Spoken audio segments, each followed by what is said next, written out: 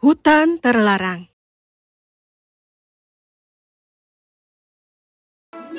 Pada suatu masa di kerajaan Selkirk, Skotlandia, hiduplah seorang Earl yang memiliki putri Janet yang lebih dicintainya daripada berkat-berkat dunia lainnya. Janet memiliki hati yang indah, penuh kasih, dan juga baik hati. Tapi dia juga pintar, berani, dan suka bertualang. Di pinggiran kerajaan adalah hutan Caterhall. Janet ingin sekali menjelajahinya. Tapi ayah, aku tidak bisa duduk di istana bermain-main dan berbicara tentang pakaian dan rias sepanjang hari. Kau tahu kan aku benci itu? Kau juga melakukan memanah dan karate dan arum jeram. Lalu mengapa kau ingin untuk pergi ke hutan itu? Tapi kenapa aku tidak boleh pergi ke hutan? Hutan itu milik kerajaan kita kan, ayah? Untuk yang kesekian kalinya, Janet, hutannya tersihir. Para peri hutan telah dikenal untuk memainkan trik jahat pada para pelancong. Tipu muslihat macam apa, ayah? Aku tidak tahu, aku tidak pernah ke sana. Bagaimana kalau semua ini hanya rumor saja? Aku telah melihat burung-burung cantik di pohon-pohon, bahkan aku melihat rusa berkeliaran dengan anggun di padang rumput hutan. Kalau memang ada peri yang bermain trik jahat, lalu apakah hewan dan burung di sana terlihat begitu hidup bahagia? Hutan itu adalah hutan yang luar biasa, ayah. Izinkan aku untuk menjelajahinya. Aku mohon.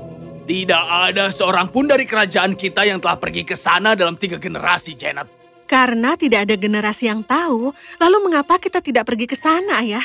Aku mohon, ayah. Aku ingin pergi ke sana. Kau tahu kan, ini hanya ketakutan konyol. Kau tidak bisa selalu melindungi aku, bukan? Aku sudah dewasa, ayah. Baiklah. Aku akan mengadakan pesta untuk... Ayah, aku sudah bisa menjaga diriku sendiri. Aku tidak membutuhkan siapapun yang menemani aku. Kalau ada sesuatu yang berbahaya, aku pasti akan kembali. Aku janji. Kau harus hati-hati. Aku berjanji. Muah. Lalu pada hari berikutnya, Janet pergi ke hutan. Hutan itu sangat cantik. Burung-burung yang berwarna-warni, pohon-pohon besar, kupu-kupu, mata air kristal. Tiba-tiba, pohon-pohon di sekitarnya bergetar hebat. Sesuatu yang menjalar mencoba menjebaknya, tetapi Janet berjungkir balik tepat pada waktunya. Siapa kau dan apa yang kau lakukan di hutanku? Hutan ini adalah bagian dari kerajaan kami. Seharusnya aku yang bertanya padamu. Siapa kau? Ini adalah kesempatanmu yang terakhir. Tinggalkan hutan dalam hitungan ketiga atau kau tidak akan selamat. Aku mungkin akan merasa takut padamu kalau kau berani keluar dan bertarung.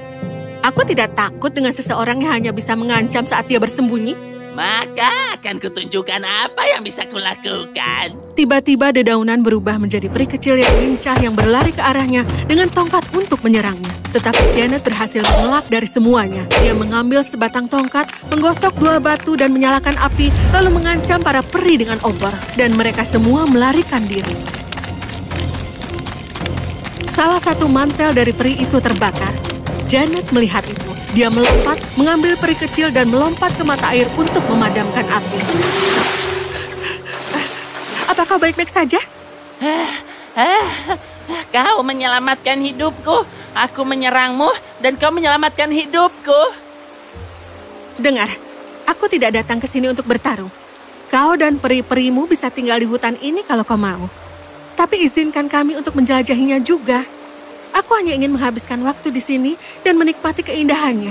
Itu saja. Untuk itu, kau harus berbicara kepada ketua kami, Elf Tamlin. Tiba-tiba, ada guntur. Dan Tamlin muncul dari antara pepohonan. Kau, Janet, kan? Kau menyelamatkan hidup salah satu periku. Terima kasih untuk itu. Aku adalah penjaga hutan.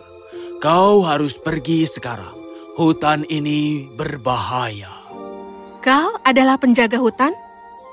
Maka kau harus tahu setiap titik hutan ini. Mengapa kau tidak menjadi pemandu aku dan mengajak aku berkeliling? Lagi pula, terima kasih yang dilakukan itu lebih baik daripada yang hanya dikatakan, iya kan? Terima kasih. Terima kasih karena telah mau menjadi pemanduku. Aku mengerti. Kau benar-benar sangat bertekad. Aku ingin mengajakmu berkeliling. Ikutlah denganku. Tamlin menunjukkan kepada Janet bagian-bagian hutan yang paling indah dan ajaib. Sebuah bukit yang begitu tertutup dengan bunga bluebell sehingga tampak ditutupi dengan karpet tebal berwarna ungu. Sebuah lembah kupu-kupu emas, kandang burung alami, tempat burung bernyanyi lebih manis daripada yang pernah Janet dengar sebelumnya. Oh, hutan itu indah, dan semakin banyak yang kau lihat, semakin banyak yang harus dilihat. Janet mulai pergi ke sana setiap hari, dan Tamlin selalu ada di sana sebagai pemandunya. Seiring berlalunya waktu, persahabatan mereka semakin dalam. Bersama-sama mereka menikmati matahari terbit dan matahari terbenam, berpiknik, dan juga berperahu. Mereka tertawa dan bertarung. Dalam beberapa bulan untuk mengenal dan menyukai satu sama lain, mereka merasakan penderitaan cinta yang indah. Tapi Janet selalu melihat kesedihan di diri Tamlin. Dan pada hari itu, kesedihan itu lebih dalam dari sebelumnya. Tamlin, ada apa cintaku? Mengapa kau terlihat sangat sedih? Oh, jadi kau peduli dengan apa yang aku rasakan? Aku mencintaimu. Apakah itu sebabnya kau tidak pernah bertanya padaku tentang aku atau hidupku? Tentang bagaimana aku bisa sampai menjadi penjaga hutan Ratu Elf yang menyedihkan ini? Aku tidak peduli siapa kau, Tamlin. Tapi tolong, katakan padaku apa yang terjadi. Tapi aku peduli siapa aku. Kau tidak bisa mencintaiku, Janet. Kita harus berhenti saling bertemu. Tapi, mengapa kau mengatakan itu? Tahukah kau, aku dulu juga manusia. Apa? Orang tuaku meninggal ketika aku masih sangat kecil. Aku bahkan tidak mengingatnya. Oh, aku mohon maaf, Tamlin. Kakekku mengadopsiku.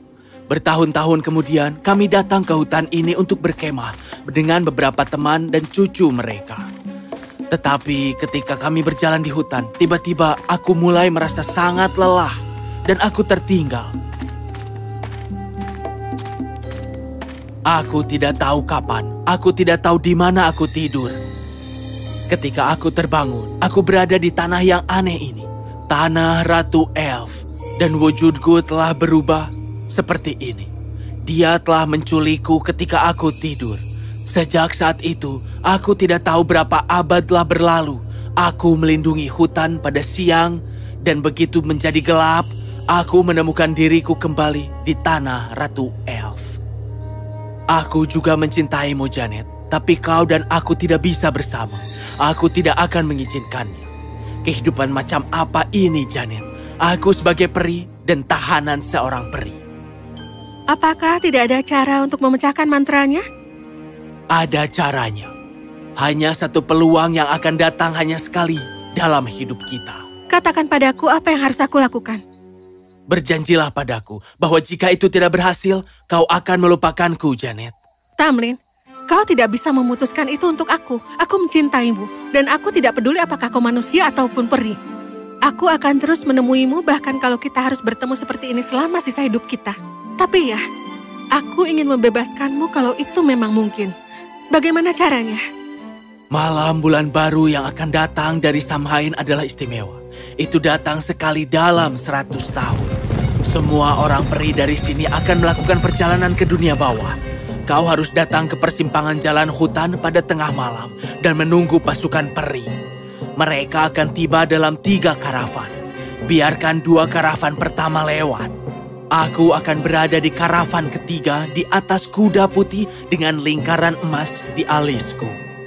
Kau harus lari menghampiriku, menarikku dari kudaku dan memegangku. Tidak peduli apa yang terjadi, jangan lepaskan aku.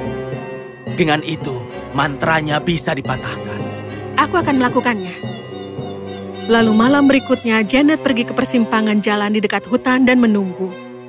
Tepat setelah tengah malam, dia mendengar suara kaki kuda dan karavan pertama orang-orang peri mendekat dari kejauhan.